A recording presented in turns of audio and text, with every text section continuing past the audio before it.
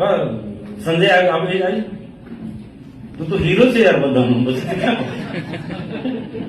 આ લીધે તો ચૈતર જેલમાં ગયો છે ને.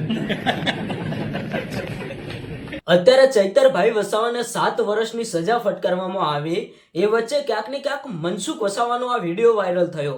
તમે જે વિડીયો જોયો એમાં મનસુખ વસાવા ભાઈ સંજય વસાવાને એવું કહે છે કે ક્યાં છે સંજય વસાવા, સ્ટેજ ઉપર આવ, તું તો ભાઈ હીરો છે, તારા લીધે તો ચૈતર વસાવા જેલમાં ગયા હતા. ભાઈ તમે જોયું હશે કે થોડા ટાઈમ પહેલા ચૈતરભાઈ વસાવાએ જે ભાઈ સંજય વસાવા નામના વ્યક્તિને જે કાચનું ગ્લાસ માર્યું હતું એ આજ સંજય વસાવા, એના કારણે જ ક્યાંક ને ક્યાંક ચૈતરભાઈ વસાવા 3 મહિના સુધી જેલમાં રહીને આવ્યા હતા. અને અત્યારે હાલ ચૈતર વસાવાને 7 વર્ષની સજા ફટકારવામાં આવી.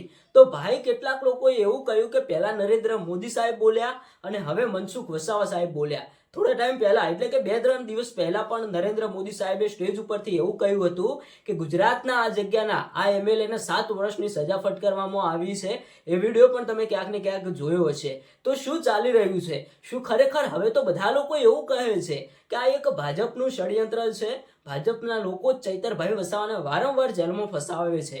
શું ખરેખર આ વાત સાચી કે ખોટી? અત્યારે હાલ ચૈતર વસાવાને જે ભાઈ 7 વર્ષની સજા ફટકારવામાં આવી, ચૈતરભાઈ વસાવાને જેલમાંથી છોડાવવા માટે લાખો અને હજારોની સંખ્યામાં લોકો રોડ રસ્તા ઉપર રેલીઓ કરી રહ્યા છે, નારા લગાવી રહ્યા છે અને ગમે તેમ કરીને ચૈતરભાઈ વસાવાને જેલમાંથી છોડાવવા માટે પૂરેપૂરી કોશિશ કરી રહ્યા છે. પણ ભાઈ મનસુખભાઈ વસાવા તો જુઓ, ભાઈ સ્ટેજ ઉપરથી કેવું બોલે છે. ભાઈ કોઈ સારું કામ નથી કર્યું. એક વ્યક્તિ જેલમાં પુરાયો છે, પોતાની જનતાના હક અને અધિકાર માટે સરકાર સામે, પોલીસ સામે લડત લડતો હતો, એક સાચા ન્યાય માટે, એને જેલમાં ફસાવવામાં આવ્યો છે.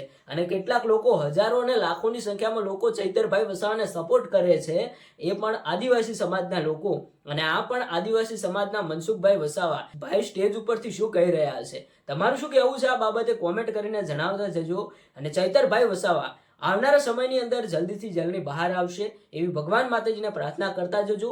એમના માટે દિલથી વિડીયોને એક લાઈક કરી સારી કોમેન્ટ પણ કરતા જજો.